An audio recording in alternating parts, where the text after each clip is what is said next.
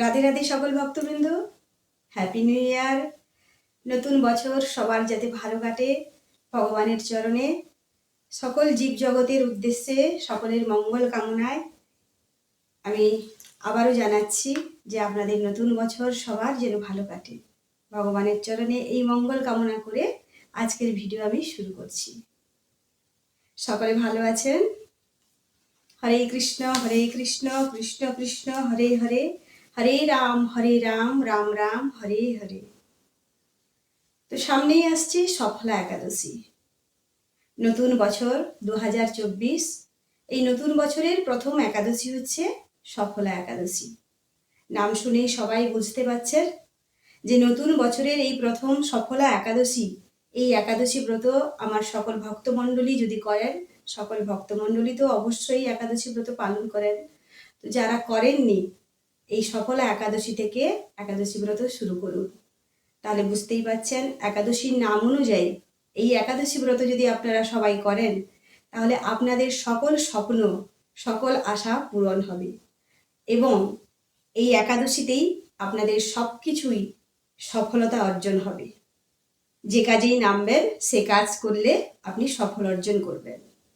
তাই এর নাম দিয়েছেন ভগবান এই নতুন বছরে সফলা একাদশী। কি সুন্দর নাম বলুন! শুনলেই যেন কিছু নতুন কিছু করতে ইচ্ছে করে, মনে হয় যেন এই একাদশী থেকেই আমরা আমাদের জীবনের নতুন পথ চলা শুরু করি। তাই সকল ভক্তমণ্ডলী, সকল দর্শক বন্ধু, সকল জীব জগতের উদ্দেশ্যে আমি একটি কথা বলবো, আপনারা এই নতুন বছরে এই একাদশীটি, যেটা সফলা একাদশী, এই একাদশী ব্রত আপনারা সবাই করুন এবং বাড়ির সবাইকে করার উৎসাহ দিন, যাতে ওনারাও এই সফলা একাদশী করে ভগবানের চরণ লাভ করতে পারে। তো এই সফলা একাদশী আসছে, আমি একদম বৈষ্ণব পঞ্জিকা, যেটা আমাদের সনাতন ধর্মের সকল গোস্বামীগণরা সিদ্ধান্ত নিয়েছেন, সেই সিদ্ধান্ত অনুযায়ী আপনাদেরকে আমি জানাচ্ছি। এইটা দেখতে পাচ্ছেন বৈষ্ণব পঞ্জিকা। আমি এই পঞ্জিকা থেকে আপনাদের সঠিক পারণ এবং ডেট সবকিছুই বলে দিচ্ছি, যাতে আপনাদের কোনো কিছু অসুবিধে না হয়। তো এই সফলা একাদশী পড়েছে, যেটা বাংলা পঞ্জিকা অনুযায়ী 21শে পৌষ রবিবার পড়েছে, আর ইংরেজি পঞ্জিকা অনুযায়ী 7ই জানুয়ারি রবিবার। তো এই সফলা একাদশীর পর দিবস, যেটা আমাদের পারণের দিন, সেটা হচ্ছে 22শে পৌষ বাংলা ক্যালেন্ডার অনুযায়ী, আর ইংরেজি ক্যালেন্ডার অনুযায়ী 8ই জানুয়ারি সোমবার। এটা হচ্ছে সফলা একাদশী ব্রত করব আমরা, আর পারণ করব 8ই জানুয়ারি সোমবার। আর সেই পারণের সময়সীমা আপনাদেরকে জানাচ্ছি, 6টা 24 থেকে 9টা 57-র মধ্যে আপনারা সবাই মিলে এই ব্রতের অর্থাৎ সফলা একাদশীর ব্রত পালন করে নেবেন। বারবার বলেছি, আমি এর আগের ভিডিওতেও বলেছি, আমার এই নতুন ভক্তিমুখী চ্যানেলে আপনারা একাদশীর সমস্ত টাইম টেবিল সব কিছুই পেয়ে যাবেন।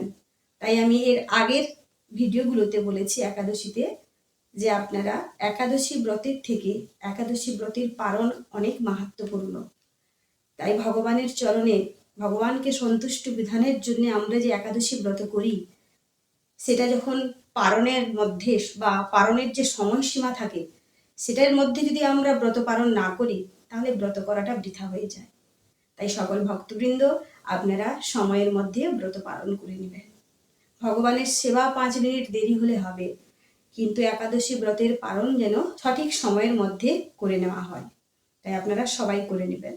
আর সকল ভক্তমণ্ডলীর উদ্দেশ্যে বলছি, যারা একাদশী ব্রত করেন তাদেরকে একাদশী ব্রতের নিয়ম কানুন কিভাবে করব, কিভাবে করা উচিত, এগুলো আপনাদেরকে তো বলতেই হবে না, আপনারা সবই জানেন।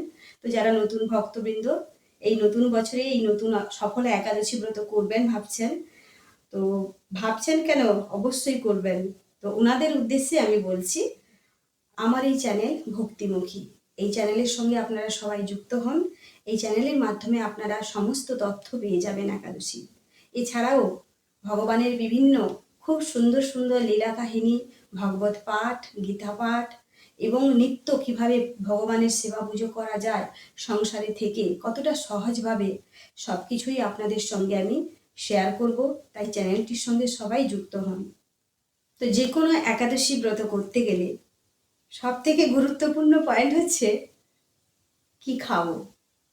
যারা না খেয়ে একাদশী ব্রত করতে পারেন না, অসুবিধে হয়, সে সকল ভক্তবৃন্দের জন্য বলছি।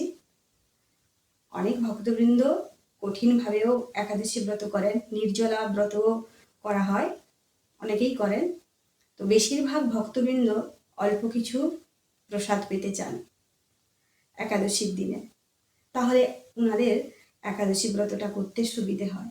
তো সেই সকল ভক্তবৃন্দকে বলছি, আমার আরও একটি ইউটিউব চ্যানেল রয়েছে, ওটার নাম হচ্ছে কিচেন অফ গঙ্গা। ওখানটায় আপনারা ভিজিট করুন। ওখানে আপনারা একাদশীর নিত্য নতুন অনেক রান্না পেয়ে যাবেন, যেটা আপনাদের একাদশী ব্রতের দিন অনেকটাই উপকারে লাগবে। ওই চ্যানেলের লিঙ্কটা আমি এই ভিডিওর ডেসক্রিপশন বক্সে দিয়ে দেবো, আপনারা ওখানটায় দেখে নেবেন। এবার তাহলে আমরা সরাসরি চলে যাচ্ছি ব্রত মাহাত্ম্য কথায়, এই সফলা একাদশীর ব্রত মাহাত্ম্য কথায়। এখানে এত সুন্দর একটি গল্প রয়েছে, যেটা শুনলে আপনারা খুব আনন্দিত হবেন। আর একাদশীর দিনে ব্রত মাহাত্ম্য কথা শোনা অনেকটাই উপকারে লাগে এবং অনেক পুণ্যের কাজ। আমরা একাদশী ব্রতের দিন ব্রত মাহাত্ম্য কথা যদি শুনি, আমাদের একাদশী ব্রত সফল হয়। তাই আপনারা সকল ভক্তবৃন্দ একাদশী ব্রতের মাহাত্ম্য কথা শ্রবণ করুন। পৌষ মাসের কৃষ্ণপক্ষের একাদশীর নাম সফলা একাদশী। ব্রহ্মাণ্ড পুরাণে যুধিষ্ঠির শ্রীকৃষ্ণ সংবাদে এই তিথির মাহাত্ম্য বর্ণিত হয়েছে। যুধিষ্ঠির বললেন, হে প্রভু, পৌষ মাসের কৃষ্ণপক্ষা একাদশীর নাম, বিধি এবং পূজ্য দেবতা বিষয়ে আমার কৌতূহল নিবারণ করুন। শ্রীকৃষ্ণ বললেন, হে মহারাজ, আপনার প্রতি স্নেহবশত সেই ব্রত কথা বিষয়ে বলছি। এই ব্রত আমাকে যেরকম সন্তুষ্ট করে, বহু দান দক্ষিণাযুক্ত যজ্ঞাদির দ্বারা আমি সেরকম সন্তুষ্ট হই না। তাই যত্ন সহকারে এই ব্রত পালন করা কর্তব্য। পৌষ মাসের কৃষ্ণপক্ষা একাদশীর নাম সফলা। নাগদের মধ্যে যেমন শেষ নাগ, পক্ষীদের মধ্যে গরুড়, মানুষের মধ্যে ব্রাহ্মণ, দেবতাদের মধ্যে নারায়ণ সর্বশ্রেষ্ঠ, তেমনি সকল ব্রতের মধ্যে একাদশী ব্রতই সর্বশ্রেষ্ঠ। হে মহারাজ, যারা এই ব্রত পালন করেন তারা আমার অত্যন্ত প্রিয়। তাদের এ জগতে ধনলাভ ও পরজগতে মুক্তি লাভ হয়। হাজার হাজার বছর তপস্যায় যে ফল লাভ হয় না, একমাত্র সফলা একাদশীতে রাত্রি জাগরণের ফলে তা অনায়াসে প্রাপ্ত হওয়া যায়। মহিষ্মত নামে এক রাজা প্রসিদ্ধ চম্পাবতী নগরে বাস করতেন। রাজার 4 জন পুত্র ছিল, কিন্তু তার জ্যেষ্ঠ পুত্র লুম্ভক সর্বদা পরস্ত্রী গমন, মদ্যপান প্রভৃতি অসৎ কার্যে রত ছিল। সে সর্বক্ষণ ব্রাহ্মণ, বৈষ্ণব ও দেবতাদের নিন্দা করত। পুত্রের এই আচরণে ক্ষুব্ধ হয়ে রাজা তাকে রাজ্য থেকে বার করে দিলেন। স্ত্রী, পুত্র, পিতামাতা, আত্মীয় স্বজন পরিত্যক্ত হয়ে সে এক গভীর বনে প্রবেশ করল। সেখানে কখনো জীবহত্যা, আবার কখনো চুরি করে জীবন ধারণ করতে লাগলো। কিছুদিন পরে একদিন সে নগরে প্রহরীদের কাছে ধরা পড়ল, কিন্তু রাজপুত্র বলে সেই অপরাধ থেকে সে মুক্তি পেল। পুনরায় সে বনে ফিরে গিয়ে জীব হত্যা ও ফলমূল আহার করে দিন যাপন করতে লাগলো। ওই বনে বহু বছরের পুরনো একটি বিশাল অশ্বত্থ বৃক্ষ ছিল। সেখানে ভগবান শ্রী বাসুদেব বিরাজমান বলে বৃক্ষটি দেবত্ব প্রাপ্ত হয়েছে। সেই বৃক্ষতলে পাপ বুদ্ধি লুম্ভক বাস করত। বহুদিন পর তার পূর্ব জন্মের কোনো পুণ্য ফলে সে পৌষ মাসের দশমী দিনে কেবল ফল আহারে দিন অতিবাহিত করল। কিন্তু রাত্রিতে অসহ্য শীতের প্রকোপে সে মৃত্যুপ্রায় হয়ে রাত্রি যাপন করল। পরদিন সূর্যোদয় হলেও সে অচেতন হয়েই পড়ে রইল। দুপুরের দিকে তার চেতনা ফিরল। ক্ষুধা নিবারণের জন্য সে অতি কষ্টে কিছু ফল সংগ্রহ করল। এরপর সেই বৃক্ষতলে এসে পুনরায় বিশ্রাম করতে থাকলো। রাত্রিতে খাদ্য অভাবে সে ক্রমশ দুর্বল হয়ে পড়ল। সে প্রাণ রক্ষার্থে ঈশ্বরের উদ্দেশ্যে ফলগুলি নিয়ে, হে ভগবান, আমার কি গতি হবে, এই বলে অশ্রুপাত করতে করতে সেই বৃক্ষ মূলে, হে লক্ষ্মীপতি নারায়ণ, আপনি প্রসন্ন হন বলে নিবেদন করল। এইভাবে সে অনাহারে ও অনিদ্রায় সেই রাত্রি যাপন করল। ভগবান নারায়ণ সেই পাপী লুম্ভকের রাত্রি জাগরণকে একাদশীর জাগরণ এবং ফল অর্পণকে পূজা বলে গ্রহণ করলেন। ভগবান কি দয়ালু দেখুন। এইভাবে অজ্ঞাতসারে লুম্ভকের সফলা একাদশী ব্রত পালন হয়ে গেল। হরি বল। প্রাতকালে আকাশে দৈববাণী হলো, হে পুত্র, তুমি সফলা ব্রতের পুণ্য প্রভাবে রাজ্য প্রাপ্ত হবে। সেই দৈববাণী শোনা মাত্র লুম্ভক দিব্য রূপ লাভ করল। তার পাপ বুদ্ধি দূর হলো। সে পুনরায় নিষ্কণ্টক রাজ্য লাভ করল। স্ত্রী পুত্র সহ কিছুকাল রাজ্য সুখ ভোগের পর পুত্রের উপর রাজ্যের ভার দিয়ে সে সন্ন্যাস আশ্রম গ্রহণ করল।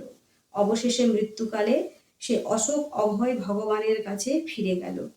হে মহারাজ, এভাবে সফলা একাদশী যিনি পালন করেন তিনি জাগতিক সুখ ও পরে মুক্তি লাভ করেন।